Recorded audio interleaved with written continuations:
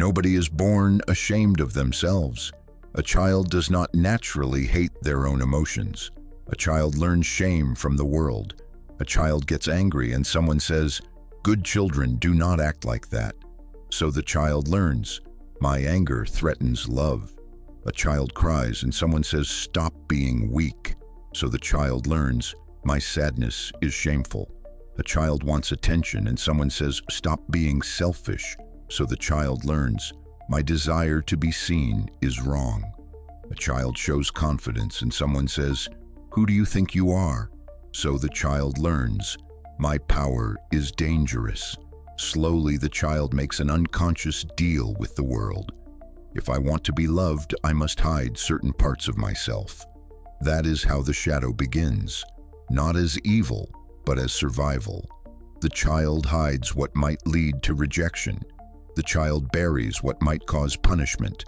The child performs what brings approval, and over time, the performance becomes identity. But what protects you in childhood can imprison you in adulthood.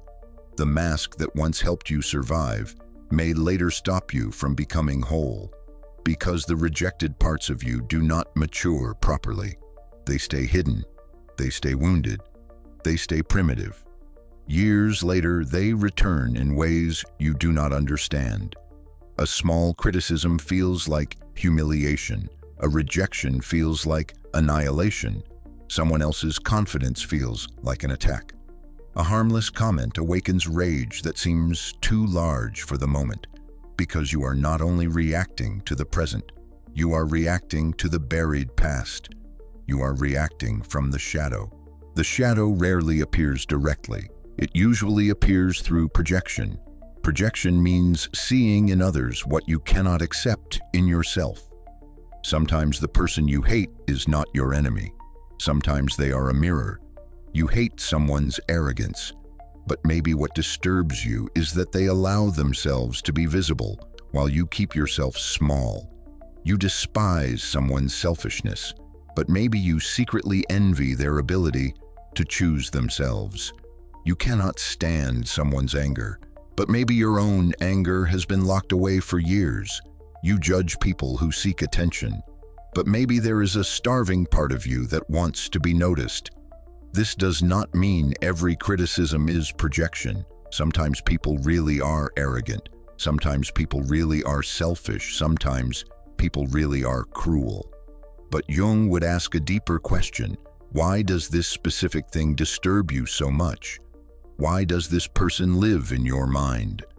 Why does their behavior create such a strong emotional reaction in you? When your reaction is bigger than the situation, the shadow may be involved. Look at what you judge most harshly. Look at what you secretly envy. Look at the people you cannot stop criticizing. Look at the traits that irritate you immediately. Your shadow often first appears as someone else. You think you are looking at them, but you may be looking at a rejected part of yourself. This is why self-knowledge is uncomfortable, because sometimes the thing you hate in the world is connected to something you have not accepted in yourself. Not always, but often enough to be dangerous. Some of the darkest shadows belong to people who are obsessed with being good, not because goodness is bad, but because a rigid identity creates a rigid shadow. If you must always be nice, your anger becomes shadow. If you must always be humble, your ambition becomes shadow. If you must always be strong, your helplessness becomes shadow. If you must always be pure, your forbidden desires become shadow. This creates a divided person. Outside, they appear calm. Inside, they are resentful. Outside, they appear generous. Inside, they are bitter. Outside, they appear moral.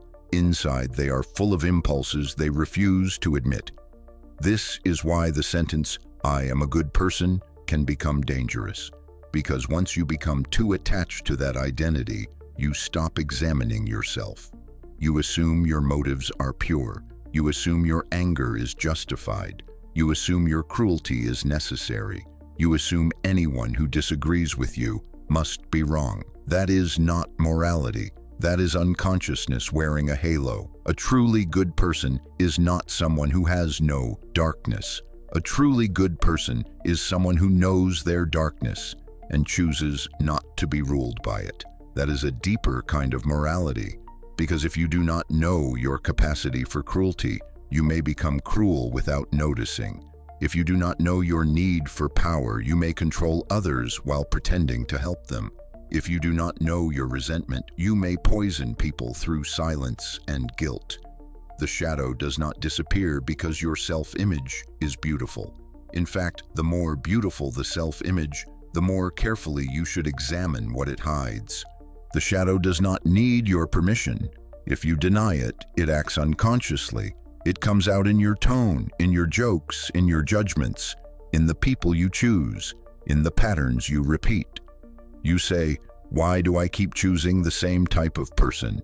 Because the shadow is looking for something your conscious mind refuses to understand. You say, "Why do I keep sabotaging myself?" Because some part of you may fear success more than failure. You say, "Why do small things make me so angry?" Because the small thing is not the real thing. It is a doorway. It opens into something older, something buried, something unfinished. This is why self-control alone is not enough. You cannot control what you refuse to understand. You cannot master what you refuse to see. You cannot defeat your shadow by pretending you are made only of light. You have to turn around.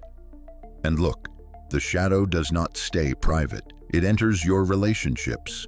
It influences who attracts you, who irritates you, who you chase, who you avoid, what you repeat. Many people think they are looking for love, but unconsciously, they are looking for a familiar wound. If you secretly believe you are unworthy, you may feel drawn to people who make you feel unwanted. If you fear abandonment, you may attach yourself to emotionally unavailable people. If you have buried anger, you may choose relationships where your anger is constantly triggered. If you have a savior complex, you may choose broken people so you can feel needed. This is not random. The unconscious does not always seek happiness.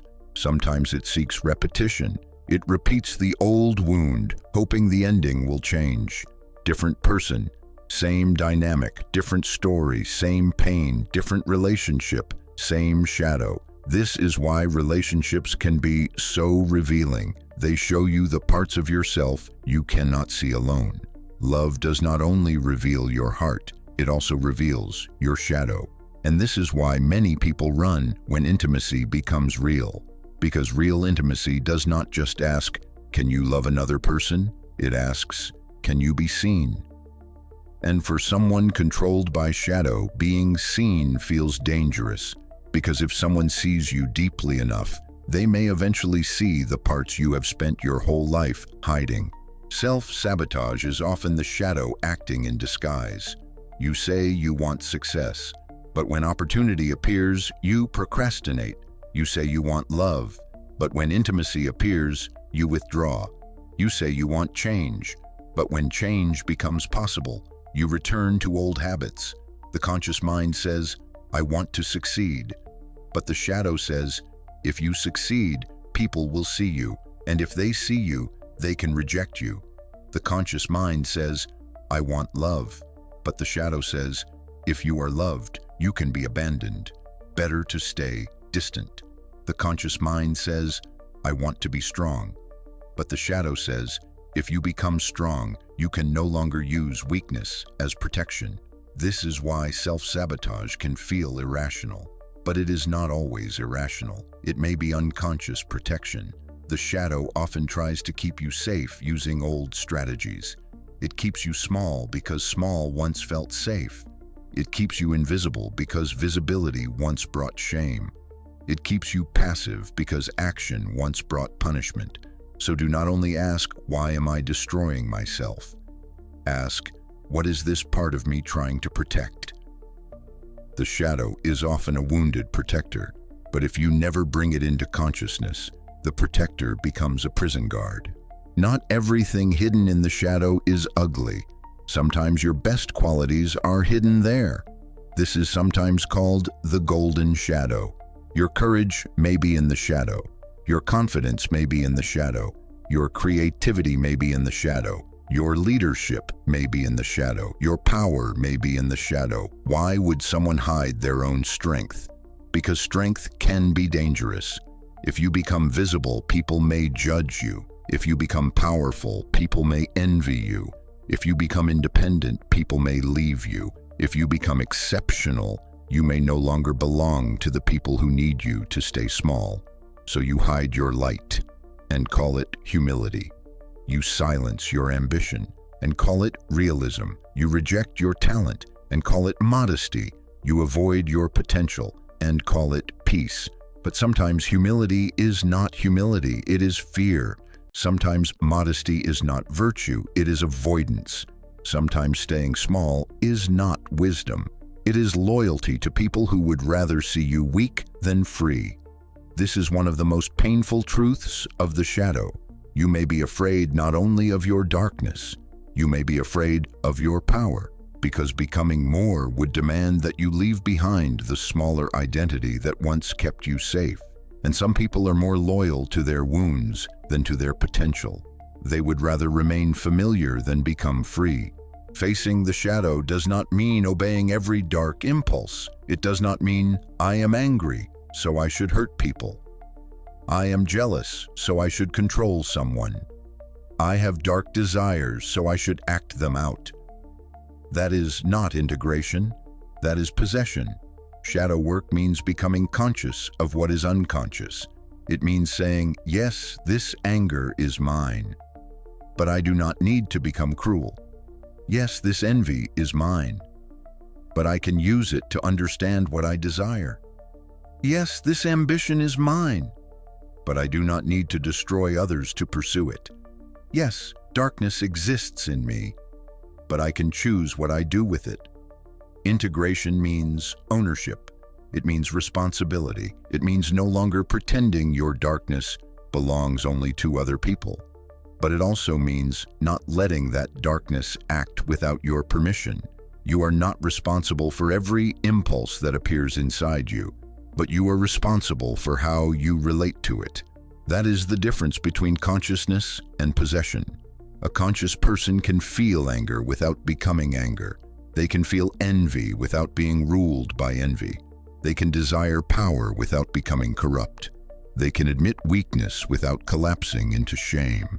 That is not perfection, that is maturity. Start with your strongest reactions. Ask yourself, who do I hate? Who do I envy? Who irritates me immediately? What traits do I judge most harshly? What desire do I pretend not to have? What emotion do I refuse to feel? What weakness am I ashamed of? What strength am I afraid to claim? Do not answer too quickly. The first answer is usually the persona speaking. It will say, I am not jealous. I am not angry. I do not care. I am above that. But stay with the question. The deeper answer comes with discomfort, with embarrassment, with resistance, with the feeling, I do not want this to be true. That is often where the shadow begins. Also look at repeated patterns. What keeps happening in your life? What kind of relationship do you repeat? What opportunity do you keep sabotaging? What criticism hurts you the most? What compliment are you unable to accept? What are you most afraid people will discover about you? The shadow leaves clues everywhere. In your reactions, in your jokes, in your attractions, in your resentments, in your fantasies, in your moral judgments. The question is not whether the shadow is speaking. The question is whether you are listening. You are not as good as you think you are, and that is not an insult.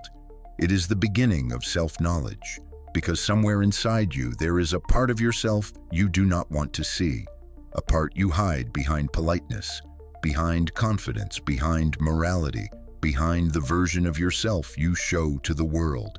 It is the anger you deny, the jealousy you call observation, the desire you pretend you do not have, the weakness you cover with control, the cruelty you justify as honesty, the fear you call being realistic. Carl Jung called this hidden part of the human psyche, the shadow, and Jung's warning was simple.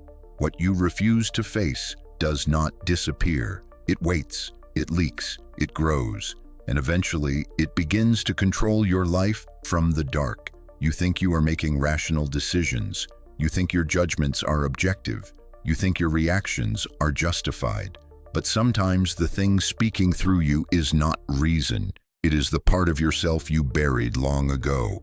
The shadow you ignore chooses your words before you understand why you said them. It chooses the people you hate, the people you chase, the patterns you repeat, the opportunities you sabotage. And until you face it, you are not fully free. You are being controlled by something you do not understand. Integration begins with one thing most people avoid: being honest when no one is watching. Stop saying, "I am not angry." Say, "There is anger in me." Stop saying, "I do not care." Say, "There is desire in me." Stop saying, "I am not jealous." Say, "There is envy in me and it is showing me something." Stop saying, "I am always strong." Say, "There is weakness in me and I need to understand it." The first step is naming. Name the emotion, name the desire, name the fear, name the wound. What remains unnamed remains unconscious, and what remains unconscious repeats. The second step is dialogue. Ask the shadow, "What do you want? What are you protecting? When did you begin? What do you fear would happen if I stopped hiding you?" This may sound strange, but it matters, because the shadow often carries an old logic, a childhood logic, a survival logic. You cannot transform it by insulting it. You transform it by understanding it. The third step is healthy expression. If your anger has been buried, learn boundaries. If your ambition has been buried, admit what you want. If your creativity has been buried, create privately before becoming visible. If your vulnerability has been buried, let someone trustworthy see you. If your strength has been buried, stop apologizing for existing. Integration does not mean giving the shadow control. It means giving it a conscious place. That is how it matures. Every person wears a mask. Jung called this mask the persona. The persona is the version of yourself you present to the world. The polite version, the controlled version, the acceptable version, the version that knows when to smile, when to stay silent, when to act strong, and when to pretend everything is fine. This mask is not bad. You need a persona. You cannot walk into every room and reveal every fear, every desire, every insecurity, every wound, and every contradiction inside you. So you create a social self, a face for the world, a version of you that can survive society. But the danger begins when you forget that it is only a mask, when you start believing that the person you perform is the person you truly are. You say, "I am a good person. I am calm. I am rational. I am not jealous. I am not angry. I would never hurt anyone." But every identity has a price. If you must always appear good, your darker impulses have nowhere to go. If you must always appear calm, your anger has nowhere to go. If you must always appear strong, your weakness has nowhere to go. If you must always appear rational, your chaos has nowhere to go. And whatever has nowhere to go does not vanish. It becomes shadow. The more perfect the mask becomes, the darker the shadow behind it can grow. This is why people who are obsessed with appearing good can become dangerous. Not because goodness is bad, but because goodness without self-knowledge becomes blindness. A person who knows they are capable of darkness can watch themselves, but a person who believes they are purely good can become cruel while believing they are righteous. They can manipulate and call it love. They can control and call it care. They can punish and call it justice. They can destroy and believe they are saving. That is the danger of the persona. It helps you survive society, but if you mistake it for your soul, it becomes a prison. Jung did not believe the goal of life was perfection. The goal was wholeness. This process is called individuation. Individuation means becoming who you truly are beneath the masks, roles, wounds, fears, and inherited expectations. And the shadow is one of the first gates, because before you can become your true self, you must stop being possessed by your false self. You must stop confusing your persona with your soul. You must stop running from the parts of yourself that make you uncomfortable. Wholeness is not clean. It is not simple. It is not always socially acceptable. Wholeness contains contradiction, light and dark, strength and weakness, love and aggression, wisdom and foolishness, order and chaos. The goal is not to remove half of yourself. The goal is to bring the unconscious into relationship with consciousness, because a divided person is controlled, but an integrated person can choose. And that is the real power of facing your shadow. You stop being predictable to your wounds. You stop reacting from old pain. You stop letting shame choose your future. You become harder to manipulate, harder to control, harder to break, not because you become perfect, but because you stop lying to yourself. The shadow is not simply your evil side. That is too simple. The shadow is everything in you that your conscious identity refuses to accept. It includes anger, envy, pride, aggression, selfishness, resentment, the desire for power, the hunger to be seen, the wish to be better than others. But the shadow is not only dark. Sometimes your strength is in the shadow. Sometimes your courage is in the shadow. Sometimes your creativity is in the shadow. Sometimes your ambition is in the shadow. Sometimes the strongest version of you is hidden in the place you are most afraid to look. Think about this. If you were punished for being angry, your anger may become shadow. But buried anger does not become peace. It becomes resentment. It becomes passive aggression. It becomes cold silence. It becomes sudden emotional explosions that feel bigger than the situation. If you were told not to be selfish, your needs may become shadow. But buried needs do not disappear. They become secret expectations. They become bitterness. They become the belief that other people should know what you want without you ever saying it. If you were mocked for wanting attention, your desire to be seen may become shadow. But that desire does not die. It becomes envy toward people who are visible. It becomes hatred toward confident people.